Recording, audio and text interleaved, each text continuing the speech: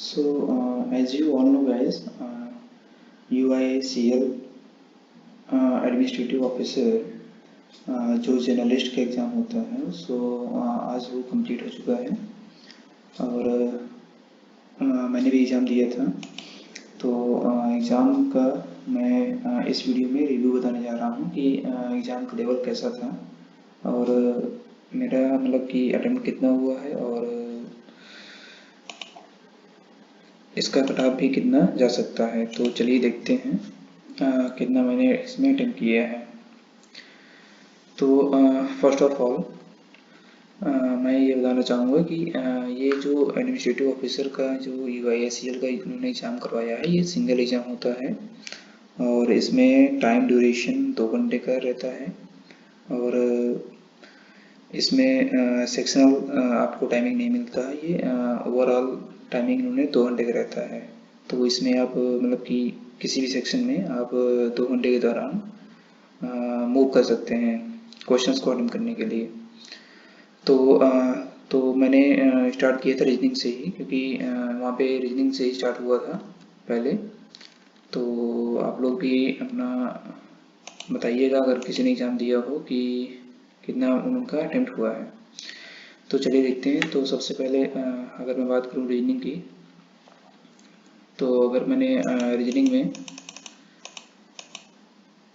सबसे पहले मैंने मिसलेनियस उठाया था और मिसलेनियस में सबसे पहले मैंने उसमें डायरेक्शन डिस्टेंस भी आया था। 3 क्वेश्चन थे डायरेक्शन डिस्टेंस के, मैंने डायरेक्शन डिस्टेंस किए थे। और उसके बाद मैंने सिलोजिज्म उठाया था। सिलोजिज्म में भी 5 क्वेश्चन थे। 5 क्वेश्चन मैंने सिलोजिज्म के उठाए थे। और उसके बाद फिर पजल की बात करते हैं अगर, तो पजल्स में भी पजल्स अच्छी आई थी। पजल्स अगर बात करें तो एक पैरेलल रोज सीटिंग आई थी। आप जैसे देख सकते हैं कि 14 पर्सन थे और जो 7 नॉर्थ थे और 7 साउथ देख रहे थे।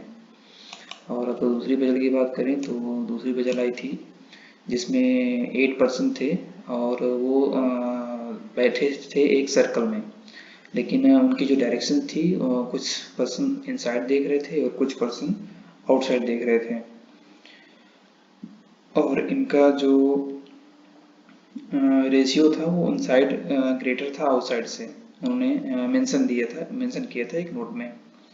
और जो तीसरी एक पजल थी उसमें मतलब अनसर्टेन लीनियर सिटिंग अरेंजमेंट था वो, और उसमें आई थिंक मेरा 16 के आसपास आ रहा था। हाँ, 16 लोग बैठे थे। तो वो एक पजल आई थी। एक पजल आपकी आई थी ईयर बेस्ड पजल आई थी। तो इसमें इन्होंने डायरेक्टली ईयर दे दिया था और कैलकुलेट करने के लिए बोला था कि आपको एक 2024 इन्होंने बेस ईयर माना था और उससे आपको एज कैलकुलेट उनकी करनी थी। आई थिंक 6 से 7 लोग थे। तो इसमें भी 5 क्वेश्चन थे और मशीन इनपुट भी आया था। मशीन इनपुट में भी इन्होंने 5 क्वेश्चन दिए थे, लेकिन थोड़ा सा ये लेंदी था तो मैंने अटेम्प्ट नहीं किया था इसको। और अगर बात करें सिलोज, तो मैंने आपको बताया कि 5 क्वेश्चन आए थे। डेटा सफिशिएंसी हाँ आया था, इसमें 2 से 3 क्वेश्चन थे आई थिंक। इसमें से मैंने आई थिंक 2 क्वेश्चंस मैंने अटेम्प्ट किए थे, एक क्वेश्चन मैंने नहीं अटेम्प्ट किया। सो ओवरऑल मेरा रीजनिंग में जो अटेम्प्ट हुआ था आई थिंक मेरा 37 अटेम्प्ट हुआ है ओवरऑल रीजनिंग में। और ये हाँ बताना चाहूँगा मैं कि इसमें 50 नंबर का रीजनिंग आता है, 50 क्वेश्चन 50 मार्क्स के। सो अब चलते हैं क्वान्टिटेटिव क्वांट्स में चलते हैं। तो क्वांट्स में अगर बात करूँ मैं, तो इसमें सबसे पहले मैंने देखा तो इसमें आई थिंक क्वांट तो इजी आया था इस बार का। इसमें नंबर सीरीज थी, इसमें 5 क्वेश्चन थे नंबर सीरीज के, जो कि रॉन्ग नंबर सीरीज थी।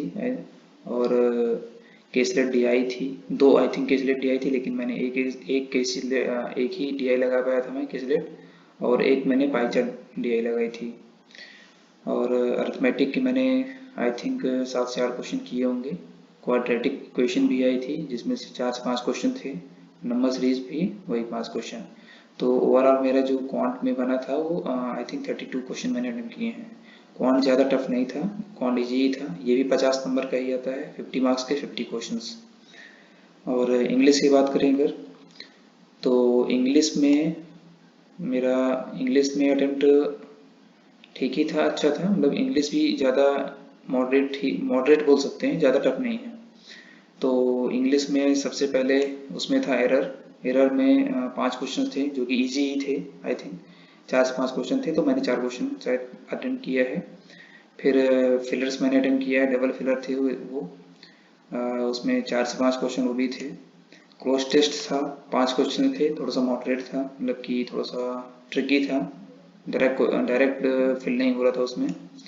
और पैराजम्बल था एक, उसमें 6 सेंटेंस थे, और आपको पूरा मतलब उसको एक पूरा पैराग्राफ बनाना होता है 6 सेंटेंस को जोड़ करके।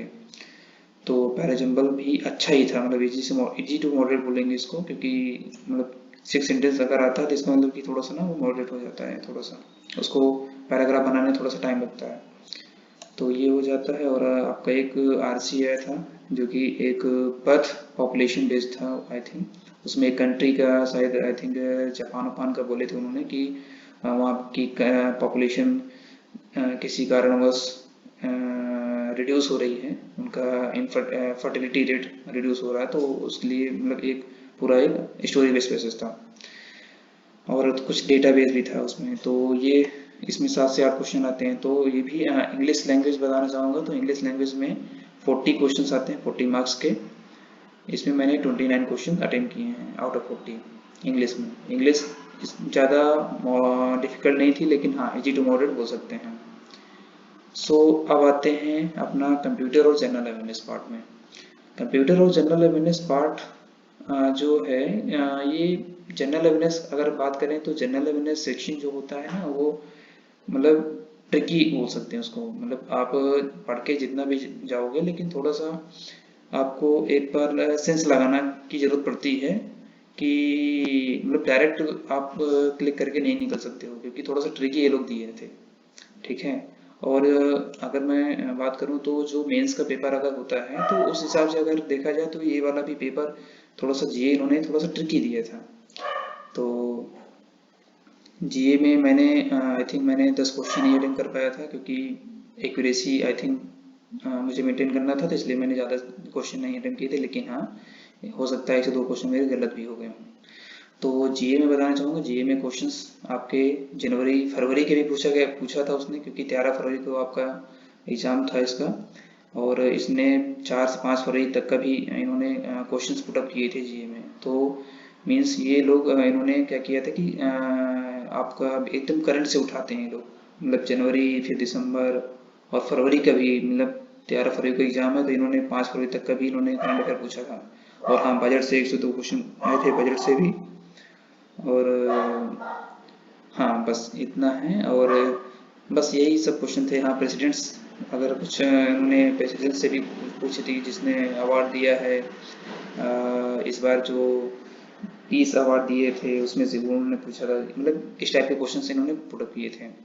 सिंपल ही थे, ज़्यादा नहीं बोलेंगे, बट हाँ ट्रिकी थे, थोड़ा सा डायरेक्ट हिट नहीं हो पा रहा था क्वेश्चंस। फिर अब बात करते हैं कंप्यूटर की, तो कंप्यूटर आपका मतलब इन्होंने शॉर्टकट कीज भी पूछी थी माइक्रोसॉफ्ट ऑफिस से, और मतलब ये भी सिंपल ही था, ज़्यादा मतलब मॉडरेट नहीं था, सिंपल बोलेंगे इसको। तो मैंने आई थिंक 15 से 16 क्वेश्चन इसमें अटेम्प्ट किए हैं कंप्यूटर में अपना। सो ये रहा पूरा ओवरऑल मेरा एनालिसिस, ये U I S C L A O का, जो कि मैंने अगर बात करूँ टोटल तो ओवरऑल मैंने 125 क्वेश्चन किए हैं आउट ऑफ 200। और आई थिंक मुझे लगता है कि इसका कट ऑफ जो होगा, अगर हम कट ऑफ की बात करें तो कट ऑफ इसका मेरे ख्याल से इसका 110 से 115 के बीच में जाना चाहिए, या 115 से 20 के बीच में जा सकता है, आई थिंक मुझे ऐसा लगता है, इससे ज़्यादा नहीं जाएगा। सो अब देखते हैं कि अब मेरा क्या होता है, ये एग्ज़ाम निकलता है कि नहीं निकलता है। अगर ये एग्ज़ाम निकलता है तो इसमें इंटरव्यू होगा डायरेक्ट, और इंटरव्यू के बाद आपकी ज्वाइनिंग हो जाती है। तो चलिए ठीक है, और आप लोग भी बताइएगा कि जो भी ये वीडियो देखेगा, तो आप लोग भी प्लीज़ अपना कमेंट में बताइएगा मुझे कि आप लोगों ने कितना टाइम चाहिए थे, और क्या कट ऑफ हो सकता है इसका। तो चलिए धन्यवाद, चलते हैं।